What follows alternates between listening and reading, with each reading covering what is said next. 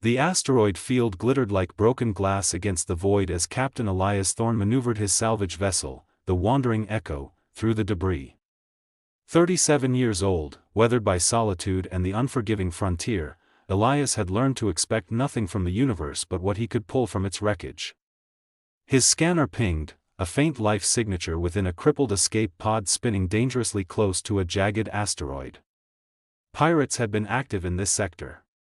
Elias sighed, knowing he should ignore it, knowing rescue meant complications. But his hands were already moving across the controls, magnetic grapples extending like mechanical fingers.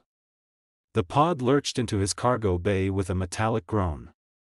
Elias descended the ladder, plasma cutter in hand, and sliced through the warped hatch. Steam hissed into the cold air, and then he saw her. She was magnificent and terrifying in equal measure, skin like polished silver catching the dim emergency lights, luminescent markings tracing elegant patterns along her neck and shoulders. Her body was lithe and curved in ways both familiar and alien, wrapped in torn fabric that barely covered her. But it was her eyes that stopped his breath, iridescent pools that shifted from violet to gold, wide with fear and something else he couldn't name.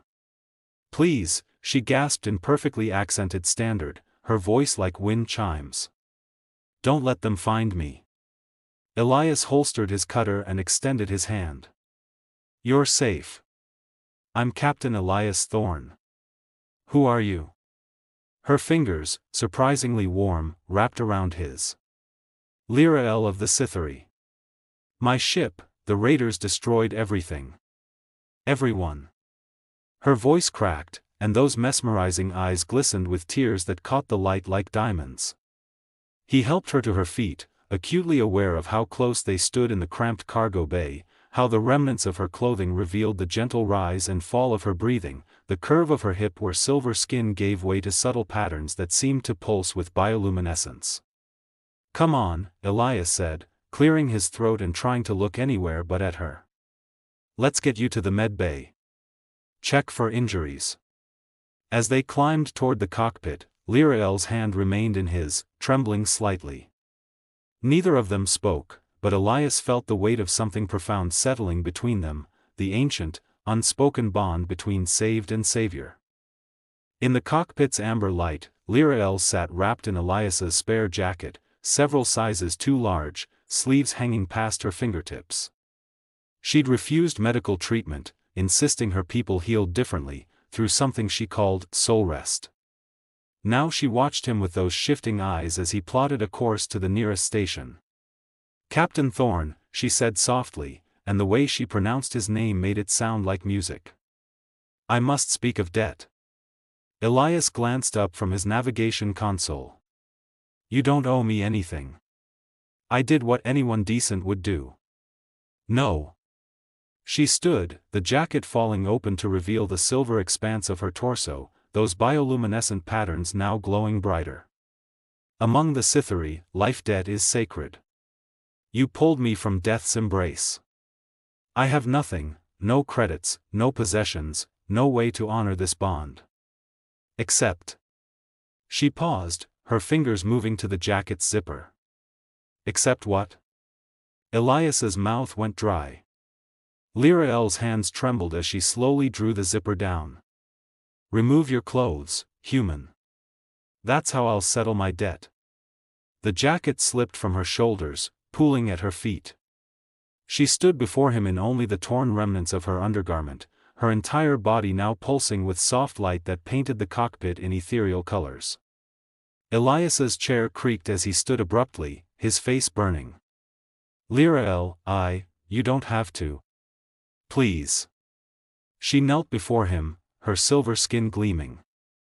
"On my world, when the debt is too great for words or wealth, we offer vulnerability. Complete openness. To shed clothing is to shed pretense, to bare one's soul in trust. It is the highest honor, the deepest intimacy of spirit." Tears traced paths down her cheeks. "I have nothing else to give you, Elias Thorne. Let me give you this." The cockpit felt impossibly small, the air charged with something Elias couldn't name. He saw the desperate sincerity in her eyes, the shame of perceived helplessness. His hands moved to his belt, then stopped. In my culture, he said carefully, this means something different. Something I can't accept without. He struggled for words. Without both of us wanting it for the right reasons. Lirael's expression crumbled into confusion and pain. You refuse my honor? You reject the sacred bond? No, Elias said quickly, kneeling to meet her eyes. I'm trying to understand it. To respect both our ways. They sat facing each other on the cold deck plating, the rescued and the rescuer, separated by cultures and light years but connected by circumstance. Lirael had wrapped herself in the jacket again, but her luminescent patterns still pulsed visibly through the fabric, betraying her emotional turmoil. Tell me about your world, Elias said gently. Help me understand. Lirael's voice was barely a whisper. The Cytheri were dying long before the raiders came. A plague took most of us. In those final years, we learned that possessions meant nothing. Status, wealth, power, all illusions. Only connection remained. Only truth. Her hand moved to the glowing patterns on her collarbone. These marks show what we feel. We cannot hide, cannot lie. So we embraced vulnerability as our highest virtue. And the clothing? Barriers, she said. Between soul and soul.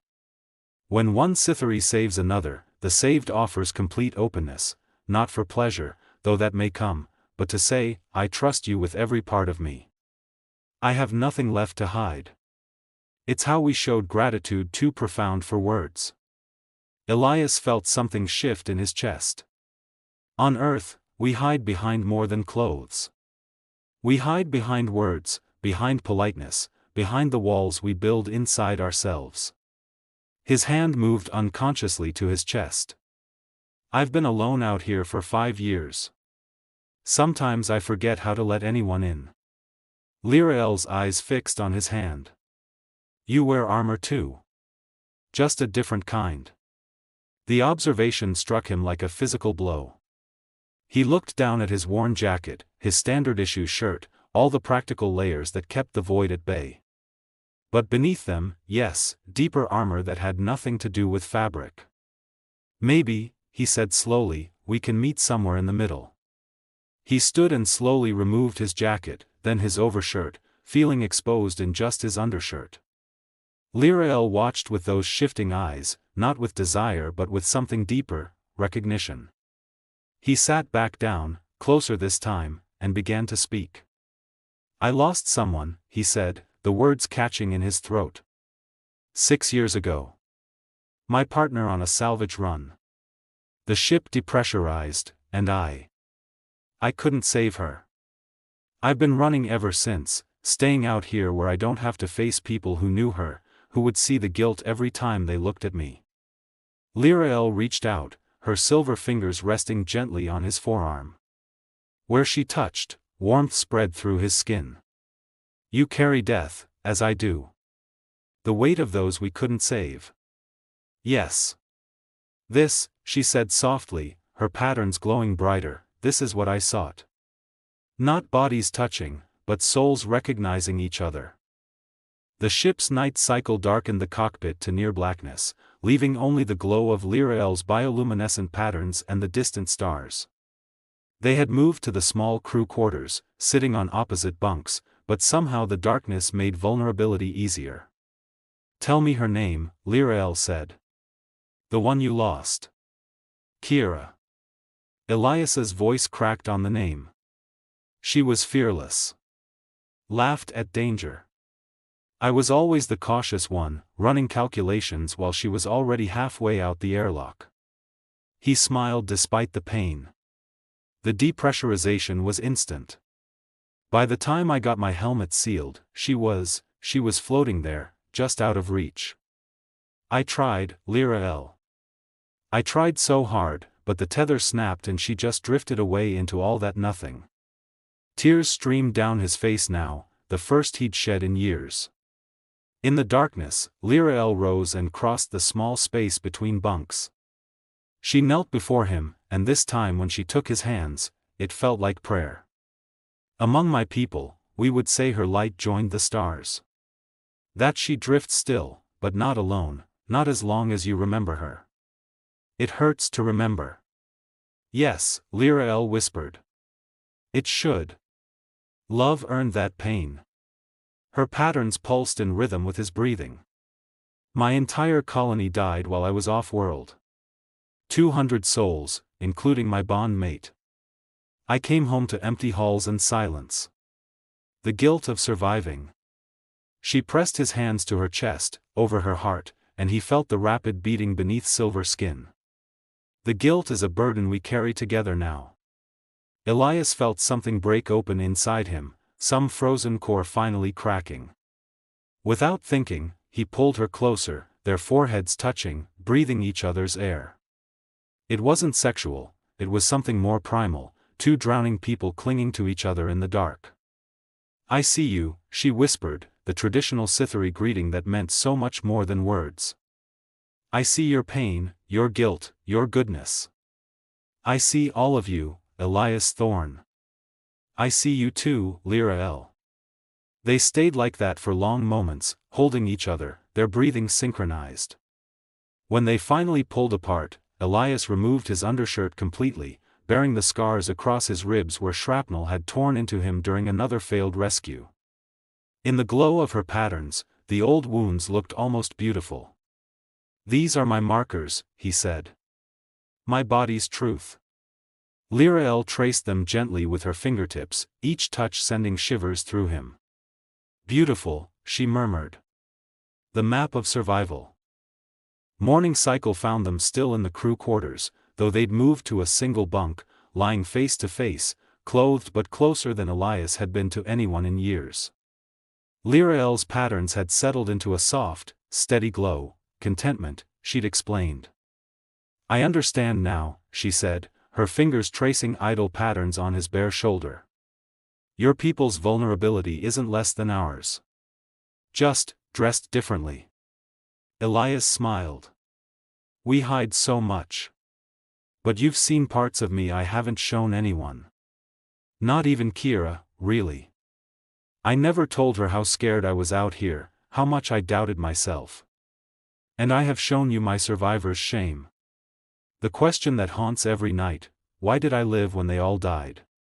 Her eyes shifted to a deeper violet. Perhaps there are many ways to be naked. Perhaps the soul can be bare even when the skin is covered. The debt, Elias said carefully. Do you still feel it? Lyra El considered this, her hand moving to rest over his heart. The debt is transformed. You offered me life, and I offered you truth. We have both given, both received. Among the Cytherea, this would be called Syvthora, the balance of souls. She paused, a slight smile playing at her silver lips. Though I confess, your way of intimacy has its own appeal. The slow reveal. The trust built word by word rather than all at once. We could continue exploring both ways, Elias said, his own hand finding the small of her back, feeling the warmth of her skin through the thin fabric. If you wanted to stay. I mean, past the station. I could use a partner. Someone who understands the darkness out here. Her patterns flared bright, and he'd learned enough to recognize joy. You would have me? A penniless alien with nothing but her scars? I would have you, he confirmed, pulling her closer, feeling the gentle pressure of her body against his. Your scars match mine. We'll figure out the rest. They kissed then, tentative at first, their first true kiss, mouths learning each other's shape, tasting salt and something sweet he couldn't name. Her lips were softer than he'd expected, and when she made a small sound of pleasure, he felt it resonate through his chest. When they pulled apart, both breathing harder, Lyra El whispered against his mouth, perhaps I should mention, among the Cytherea, when souls achieve Syvthora, it's customary to celebrate with. Let me guess, Elias grinned. More vulnerability? Perhaps the best kind. Her eyes sparkled with mischief and promise. The kind where both parties eagerly participate. Elias's navigation console beeped in the distance. The station was still days away. Days of traveling through the dark together, learning each other's languages, both spoken and unspoken. Days of two lost souls becoming found.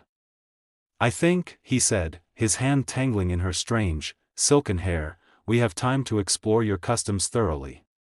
For cultural understanding, of course."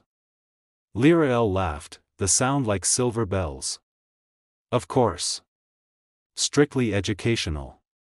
As the wandering echo drifted through the stars, carrying its two survivors toward an uncertain future, the debt between them had transformed into something far more valuable, the promise of shared tomorrows, vulnerability given freely, and the intimate understanding that sometimes salvation comes not from grand gestures, but from two people brave enough to shed their armor and meet each other, naked in all the ways that matter, in the space between the stars. End.